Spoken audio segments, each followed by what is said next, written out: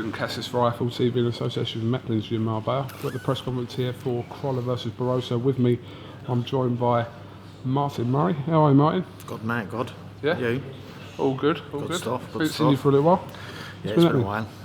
What's been happening? No, mate, just obviously after Abraham fight, had a bit of a rest. Went away with family, come back. Just been in gym since Christmas. Just ticking over. Yeah, training's going well. Fighting on May 7th, so looking forward to that. And building up to a big fight with George Groves in summer, hopefully. Yeah, just talking to Eddie there. Obviously, you're out on this bill, but obviously the bigger picture for you in the summer is a potential fight with George Groves, which has been spoken about for quite some time since you move up in weight. Yeah, I think it'd be great if someone was on the line for it. I mean, I don't know what's the score with the belts at the minute with who's got them and how free they are, but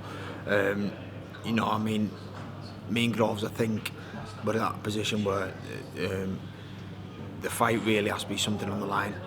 But if it's not, then it's not. It doesn't matter to me. I've always wanted these big domestic fights. Groves is a big name.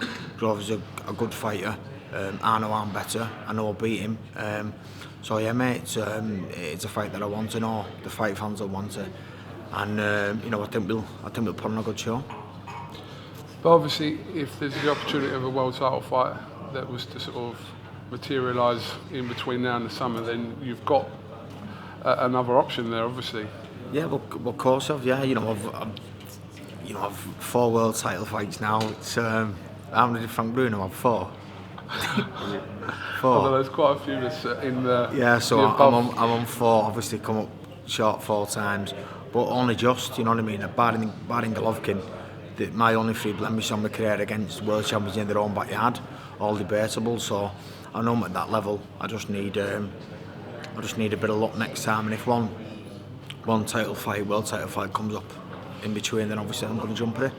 Do you believe you've moved up to a more difficult weight to compete in than fighting at middleweight? Obviously there was such big fights you were involved with, and there were in the middleweight division, but do you feel like you're in a tougher weight category now in the super middleweight obviously division? there's more fights out there. It's upper weight, which isn't a problem. It's always been my natural weight, but there's more fights out there, bigger fights. But I was in big fights as a middleweight, but there was big fights that could have got made. Me and Matthew Macklin, me and Darren Barker, me and Andy Lee. They all never materialised. So I'm hoping now that I've moved up and the domestic scene at super middleweights, booming as it is. I'm hoping that finally, them big domestic fights can get made like I've always wanted. I mean, talking about George Groves, obviously he's had 3 world title attempts as well. Made his return back in January against De Luisa. What did you make of his performance against De Luisa? Obviously, I was there ringside watching it. I thought he did everything he had to do. I don't think there was much coming back from the lad, so you couldn't really judge him on that performance. But he had a good jab. We all know that. He looked meaty. He looked a bit stronger as well. So he's still a good fighter. People say he's not the same fighter as he was since Froch, and I agree.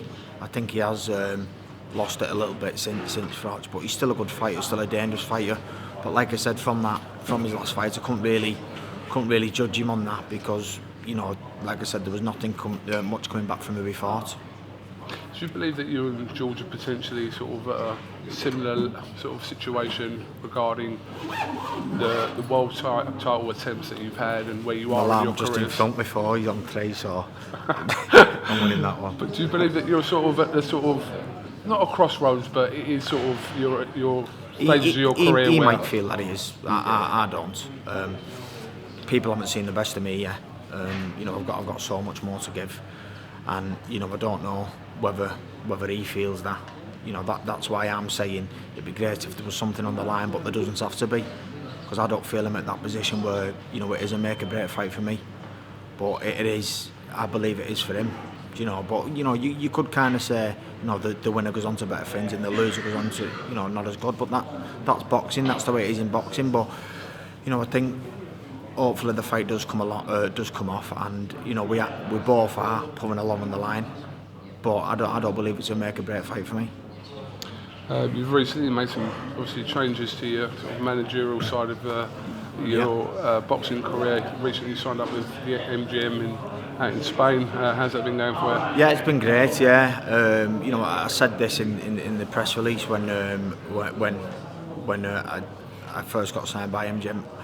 I've always spoke with Daniel and everyone from MGM anyway over the past couple of years, and that's with him not managing me.